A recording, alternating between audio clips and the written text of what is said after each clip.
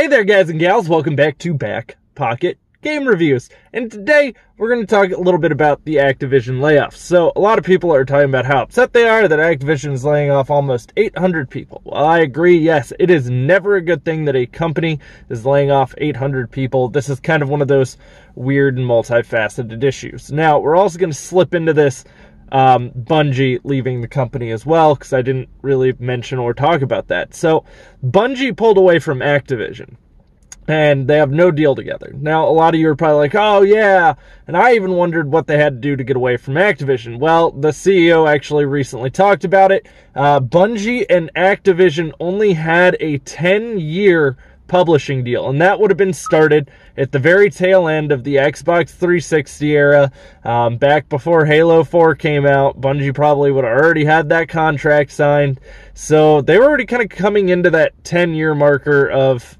well, Destiny publishing. Now, Bungie got to keep the rights to Destiny because Bungie actually owned the IP, because they brought that with them over to Activision, and the Activision deal was to publish Destiny. So, that was another reason why Activision was kind of cool with breaking it, because they didn't own the rights to it. They couldn't really do anything with it outside of publishing and telling Bungie, here's what we want you to do, here's the direction, yada, yada, yada. Now, I think that's a good thing for Bungie, because I actually think Bungie would be better as an independent developer than with the overlord known as Activision publishing their game.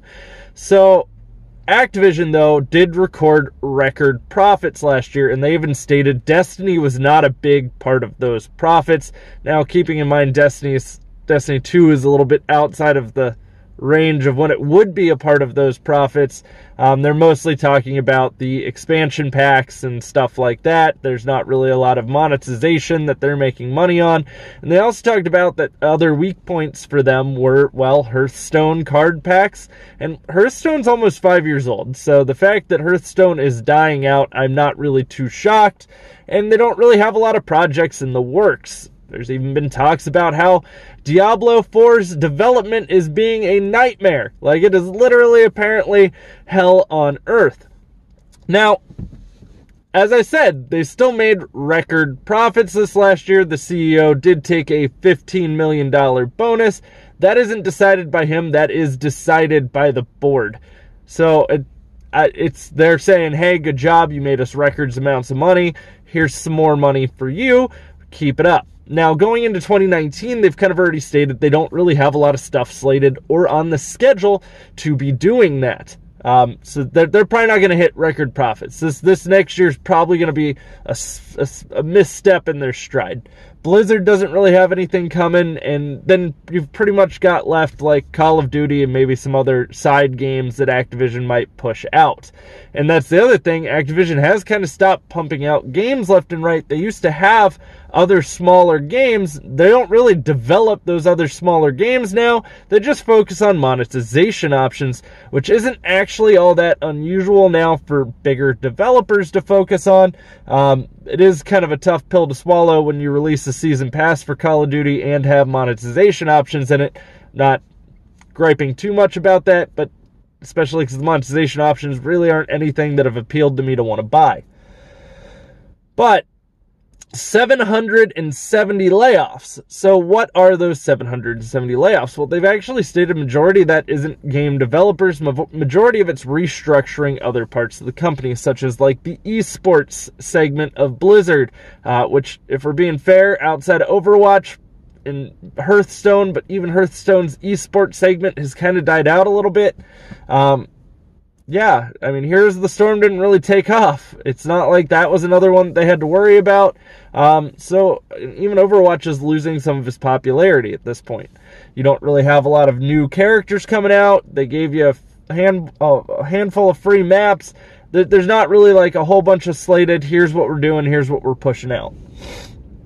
So a lot of these different segments that they are restructuring are to help reduce the amount of loss they might experience next year with a limited window. And that's hard for a lot of people to understand. The issue comes from mismanagement. So obviously, if you're saying these teams grew astronomically and got out of hand, that was a management thing, which comes down to the CEO, because he manages everything. Whether it be directly or indirectly, it's still him. So he did take a $15 million bonus, as we said. But as much as I would like to be like pissed, like, oh my God, he laid off 770 people, I'm not. The dude does deserve a bonus. He did take them to record profits, even though next year's going to suck for them. If you're making a company, a huge company, large amounts of money, you deserve to be paid a large amount of money. Whether I agree with the direction he's taking the company or not, he's not running the company into the ground. The company is doing well. So, yes, he does deserve to have money. I do hate when companies are doing very bad, yet pay their CEO exorbitant amounts of money and give them bonuses on top of that. It's like, but you're failing. So, shouldn't the CEO be held accountable for the failure? Just kind of say it. Now, the reason why I'm not too mad is these 770 people that got laid off all are getting huge severance packages.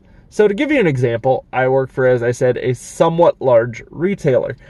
If I were to take a severance package right now, my severance package, because we do our standard, would be about 5 months of my pay.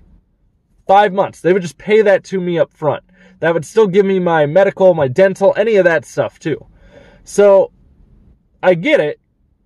Depending on how long these people worked here is probably depending on how big their severance was, but he's also offering job coaching and other help to get them into other positions. So I mean, I can't really say Blizzard's leaving these people high and dry. He is still giving them a decent severance package. You remember when Toys R Us employees really wanted a severance package, and then Toys R Us decided to pay all of their CEOs and not their associates or even their store managers? Yeah, great work, Toys R Us. So even when you look at this particular instance, they're being taken care of. And if you work in the game industry, it is literally one of the most hard places to keep a job at. And I think that's probably the biggest thing that would ever kept me from wanting to work in the game industry, because they ramp up for a huge project, and if you don't make some kind of huge wave while you're there at that company, bye. See you later. We got to cut down now. We're done with the project. We're going to keep a team on so we can manage future content and updates, but we're going to slim down. So it's not unusual for layoffs in the game industry. It's actually extremely common. And they're being taken care of. They're still getting their medical. They're still getting their dental. They're getting help finding extra jobs. They're getting services that help them write resumes, all this different stuff. So, I mean, at least at very worst case scenario, good job Activision, because you're at least taking care of them despite having to restructure your company. And I get to having to restructure. Sometimes that needs to happen just to prevent any issues down the road. Might have seemed like a good idea at the time, like, oh, let's go this direction, and then it might just be we made these too big. So I think it's kind of a multifaceted issue here, and too many people are just like, I can't believe Activision is doing this. It sucks. Yeah, it does. But this guy made the company a lot of money. So does he deserve to not get paid a lot of money? It's really hard. It's just like when you think of Steve Jobs. Steve Jobs probably deserved whatever his Apple paycheck was. Bill Gates probably deserved whatever he made while he was still working at Microsoft.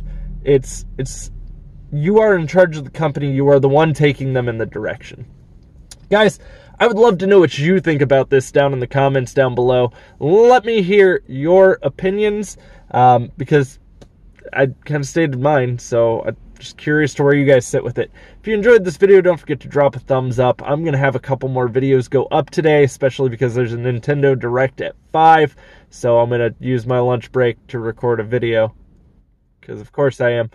And if you're new here, don't forget to click that subscribe button and also ding that little bell. That bell will actually supposedly tell you when I upload content. I don't know if it actually works. The people I have the bell dinged for, I usually get their notifications. So I'll see you all later, and enjoy your beautiful afternoon.